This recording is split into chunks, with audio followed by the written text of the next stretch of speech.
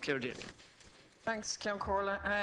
Taoiseach, I think it's important to take this opportunity to bring a bit of balance into the discussions around the visit of the US President and his wife, given the almost unprecedented slobbering over them that the nation has been exposed to over the last number of days. And it's really hard to know which is worse, whether it's the outpourings of the Obamas themselves or the sycophantic fawning over them by sections of the media and the political establishment. We've had separate and special news bulletins by the state broadcaster to tell us what Michelle Obama and her daughters had for lunch in Dublin, but very little questioning of the fact that she was having lunch with Mr. Tax Exile himself. We had very little challenging of the fact that she's glad to be home, a country that she's been in less than a week and that her husband has very tenuous links in. And of course, the biggest irony of all, the protestations of Obama himself in his speech to the children in Northern Ireland about peace, when he said, "Those who choose a path of peace, I promise you that the United States of America will support you every step of the way. We will be the wind at your back." Now I ask you, is this person going for the Hypocrite of the Century award? Because we have to call things by their right names. And the reality is that by any serious examination, this man is a war criminal. He has just announced his decision to supply arms to the Syrian opposition, including the jihadists, fueling the destabilisation of that region and continuing to undermine secularism and not back conditions for women. This is the man who is in essence stalling the Geneva peace talks by trying to broker enhanced leverage for the Syrian opposition by giving them arms, and to hell with the thousands more who lose their lives, or the tens of thousands more who will be displaced as this war goes on. This is the man who has facilitated a 200% increase in the use of drones, which have killed thousands of people, including hundreds of children. And you, Taoiseach, you are the one who's turned a blind eye on these activities. You've talked about the G8 being an opportunity to showcase Ireland. But is it not a reality that you have showcased us as a nation of pimps, prostituting ourselves in return for a pat on the head? To be honest with you, we were really speculating this morning whether you were going to deck the cabinet out in leprechaun hats decorated with a bit of stars and stripes to really mark abject humiliation here. So my question to you, Taoiseach, is as follows. What steps are you going to take to follow in the correct statements and the correct decision of your colleague Taoiseach Eamon Gilmore, who voted against the lifting of the arms embargo in relation to Syria? What steps are you going to take to ensure that no weapons for Syria are going to go through Shannon in breach of our international laws on neutrality? What steps are you going to take to showcase this country not as a lapdog of US imperialism, but as an independent nation with an independent foreign policy which takes a lead in international diplomacy to outlaw the use of drones, the favourite method of extermination of your friend Mr. Obama? On the Taoiseach. Right, please. Well, let me confirm to you first of all that the President was not inquiring about your whereabouts or your well-being. I think your comments are disgraceful. I think they do down the pride of Irish people all over the world, who are more than happy to see this island be a host to the G8, the leaders of the most industrialised nations in the world. And for you, Deputy Daly, to stand up here and criticise the American President for giving a continuation of support for a fragile peace process in Northern Ireland, where over 3,000 people lost their lives over 30 years, is a disgraceful do-down. And if you represent those people on the back line over there, if that's the kind of comment that you intend to make, well then it's beneath you actually. Even those of your predecessors in their brilliance never matched what you've just said here.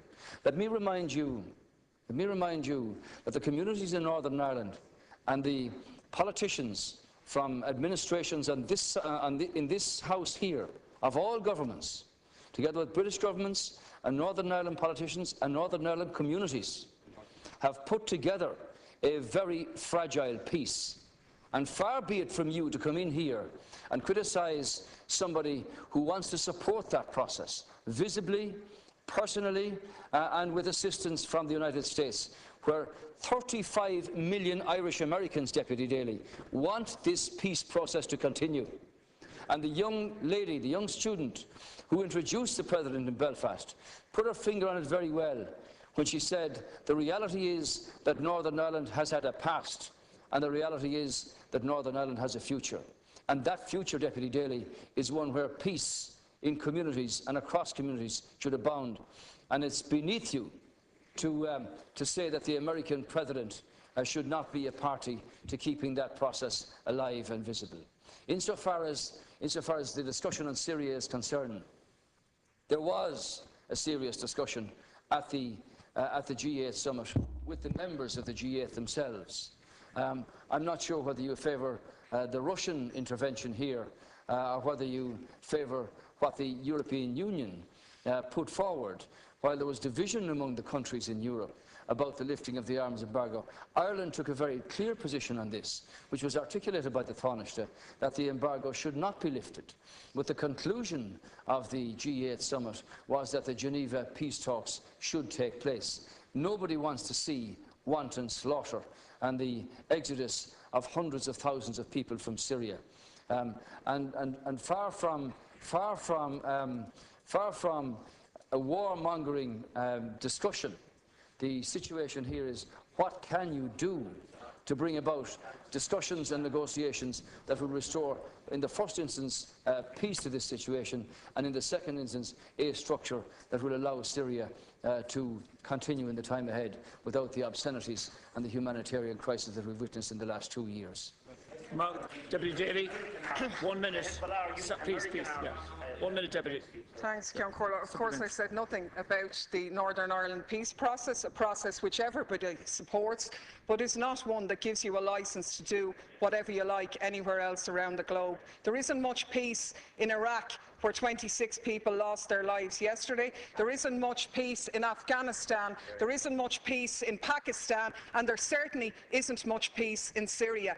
And the side I'm on in Syria is the one, and what I agree with is the statement by Oxfam, where Oxfam said sending arms to the Syrian opposition won't create a level playing field. Instead, it further risks fueling an arms free-for-all, where the victims are the civilians of Syria.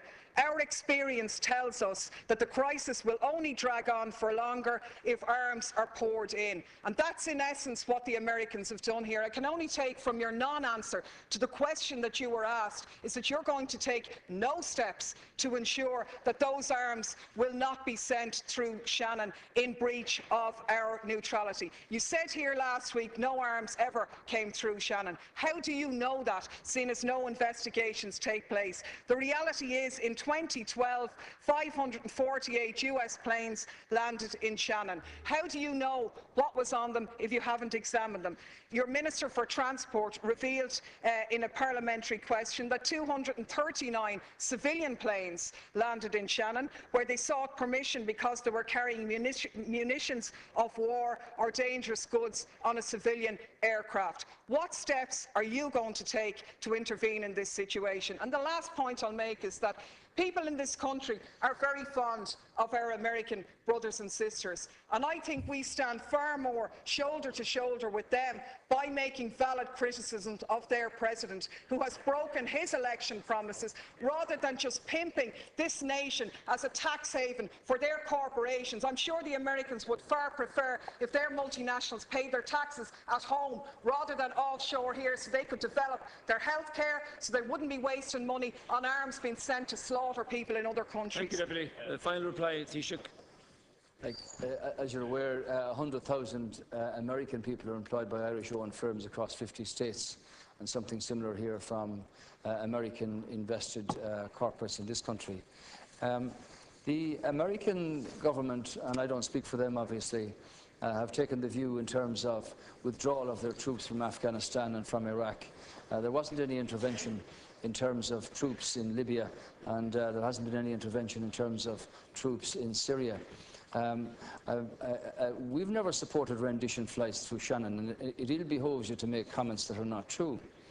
Now, I think out of the middle of all that rant, you seem to support the government position here, which was articulated by the Taoiseach at the Minister of Foreign Affairs, that this country did not support and does not support the lifting of the arms embargo in Syria, because clearly with a multi opposition, very diverse factions in that opposition, these are very vexed questions. So the decision of the European Council to not agree in terms of the embargo means that that opportunity presents itself. But everybody at the G8, as I understand it, was focused on getting the peace talks in Geneva underway, which might bring about some sense of solution here. Clearly, you haven't condemned the Iranians or the Hezbollah or the Russians for supplying arms to the Assad regime. You haven't commented upon the atrocities carried out under President Assad in Syria at all. You seem to have a very biased view about the wanton slaughter of the Syrian people. And everybody on this side, insofar as we're party to the European Union, wants to see a structure that will bring about the removal of President Assad, but peace restored to that country and its troubled people, and the hundreds of thousands who've had to exit us across the border with nothing but their families and a few belongings with them. So, in that sense, Deputy Daly, I hope, and it's the hope of the government, that the peace talks in Geneva can actually take place and that something comes from them. And while I wasn't at the discussion about Syria at the G8, my understanding is that there was a very frank disclosure about the various views here, and that hopefully something beneficial will come from that. That's the answer to your question.